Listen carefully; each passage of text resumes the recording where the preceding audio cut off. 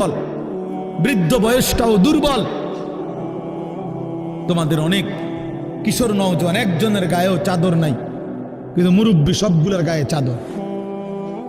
দেখো চাকায়া, এই চাচারা তোমার সব পরিচিত চাচা। অর্থ হইল এই বৃদ্ধের এই দুর্বলতা তাকে চাদর গায়ে দিতে বাধ্য করেছে। তার শরীরে শীতের অনুভূতিটা বেশি, ঠিক কিনা বলেন না? কিন্তু তোমরা নওজোয়ান, তোমাদের অধিকাংশ কারো গায়ে চাদর নাই। তোমরা দেখো ভাইয়া, আমার গায়ে কোনো চাদরই নাই। তাইলে বুঝাইতে চাইলাম, এই শক্তির সময় যৌবন। যুবক চাইলে পাহাড় কাইটা সমান করতে পারবে, যুবক চাইলে সাগর নদী মাটি দিয়ে ভরাট করে দিতে পারবে।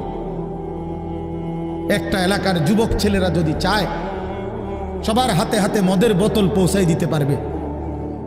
একটা সমাজের ছেলেরা যদি চায়, সবার হাতে হাতে নামাজের মুসল্লাও তুলে দিতে পারবে। অতএব ছেলেরা, তোমরা যারা যুবক আয়োজন করছো, আমি তোমাদের উৎসাহ দেই, একটু আগাও, এখানে থাইমা যাইও না। একটা মাহফিল করছি, এক ফোটলা বিরিয়ানি খাওয়াই দিছি, খালাস না বন্ধু, একটু আগাও। তোমরা আবার বসো, যে কয়জনে মাহফিলের আয়োজন করছো তোমরা আবার বসো, যে আমরা কেমনে আটটু ভালো হইতে পারি, আটটু চরিত্রবান হইতে পারি, আমরা কেমনে নিজেরা নামাজ ধরতে পারি। একটু যদি হিম্মত করো যুবক, ইনশাআল্লাহ ভালো হবে। শনিবার দিন আমি আমার মাদ্রাসায়, এই শনিবারে সকাল 10টা থেকে বিকাল 4:30 পর্যন্ত, এইবারই প্রথমবার আমি আলাদা 16 বছর থেকে 30 বছরের নিচে যাদের বয়স, এই কিশোর যুবকদের জন্য আলাদা ইসলাহি মজলিসের আয়োজন করছিলাম। আমার শায়েখ আল্লামা মুফতি মুশতাকুর নবী সাহেব বয়ান করছেন, আল্লামা মুফতি আমজাদ হুসাইন সাহেব বয়ান করছেন, হযরত মাওলানা মুফতি ইউসুফ বিন ইকবাল বয়ান করছেন, আমাদের কুমিল্লা ক্যান্টনমেন্টের বড় একজন শিশু বিশেষজ্ঞ ডাক্তার মিজানুর রহমান, উনি বয়ান করছেন, আমি নিজে কিছু কথা বলছি। প্রায় 600 ছেলে এন্ট্রিভুক্ত আসছে, এখানে উপস্থিত হয়েছে 600।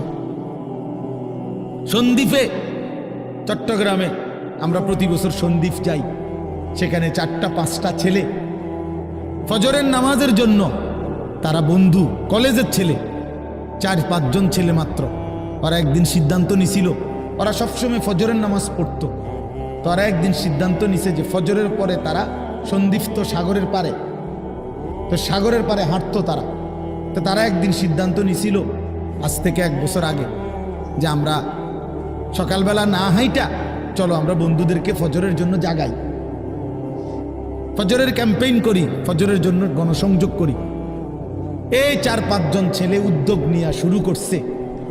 ঠিক 1 বছরের মেহনতে এই গত নভেম্বর, 24 সালের নভেম্বরে আমি গেছি মাহফিলে, ওইখানে তারা আমার লিস্টেড, ফজরের পরে আমি তাদের জন্য আলাদা বয়ান করছি, তাদের আলাদা মাহফিল হয়েছে ফজরের পরে।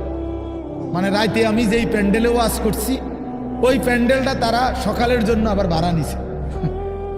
বুঝেন না এই কথা? আমি ওখানে ছিলাম, আর ওখানে রাত্রে আসা যায় না, ওইটা সন্দ্বীপে স্পিড বোট দিয়ে আইতে যাইতে হয়, তো তার রাইতে আওয়ানোর সিস্টেম নাই, থাকতে হয়।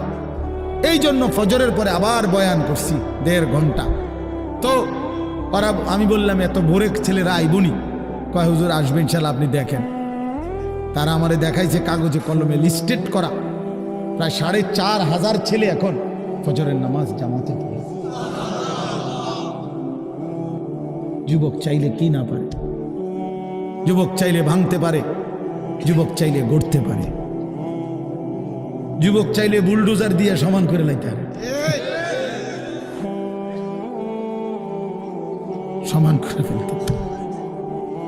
আবার সেই ভাঙার উপরে যুবক চাইলে গড়তেও পারে। আল্লাহ তাআলা নওজোয়ানের শরীরে অসম্ভব হিম্মত দান করছে, অসম্ভব হিম্মত। এই জন্য বাপ, আমি যুবক যারা, তাদেরকে উৎসাহিত করলাম। মহান আল্লাহ পাক রব্বুল আলামিন আমাদেরকে বলছেন, আমি তোমাদের ইমানদার, ইমান নিলাম, আমি ইমান দিছি বান্দা।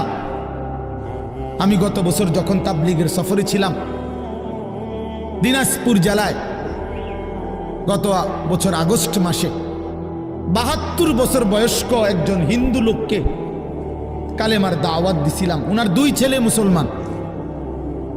ওনারে আমি 2.5 ঘন্টা কালেমার দাওয়াত দিছি। আমরা 3 জন আলেম মিলে, কত অনুনয় বিনয়